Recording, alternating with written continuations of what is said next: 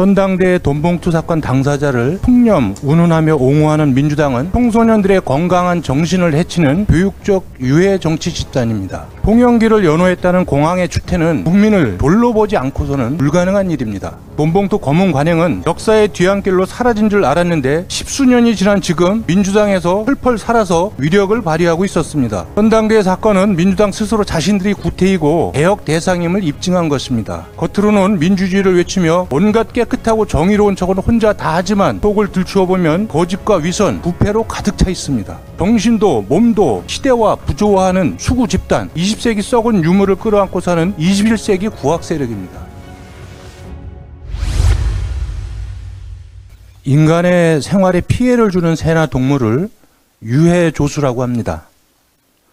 전당대회 돈봉투 사건 당사자를 청렴, 운운하며 옹호하는 민주당은 청소년들의 건강한 정신을 해치는 교육적 유해 정치 집단입니다.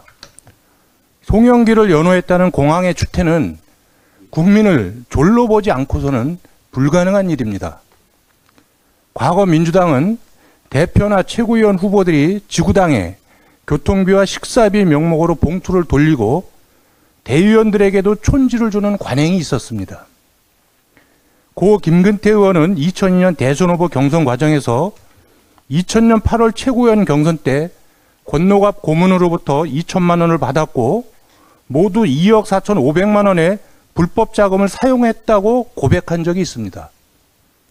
2012년 유시민 씨는 2005년 열린우리당 경선에서 금품 살포를 목격하고 경험했다고 밝혔습니다. 2011년에는 한나라당도 2008년 전당대회 당시 박기태 후보의 돈봉투 사건이 폭로되어 큰 논란이 있었습니다. 그 이후로 돈봉투 검은 관행은 역사의 뒤안길로 사라진 줄 알았는데 십수년이 지난 지금 민주당에서 펄펄 살아서 위력을 발휘하고 있었습니다.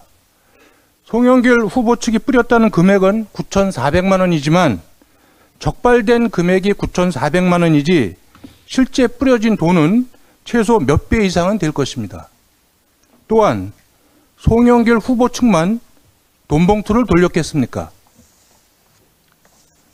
전당대회 사건은 민주당 스스로 자신들이 구태이고 개혁 대상임을 입증한 것입니다. 겉으로는 민주주의를 외치며 온갖 깨끗하고 정의로운 척은 혼자 다 하지만 속을 들추어보면 거짓과 위선, 부패로 가득 차 있습니다. 의식은 80년대 운동권 세계관에 갇혀 있고 행동은 권위주의 시대의 관행에 길들여져 있습니다. 정신도 몸도 시대와 부조화하는 수구 집단, 20세기 썩은 유물을 끌어안고 사는 21세기 구악 세력입니다.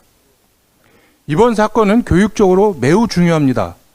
정치권의 검은 관행과 부패를 어떻게 처리하는가는 청소년들의 도덕성과 정의감 형성에 큰 영향을 줄 것입니다. 청소년들은 기성세대의 문제처리 방향과 능력을 지켜볼 것입니다.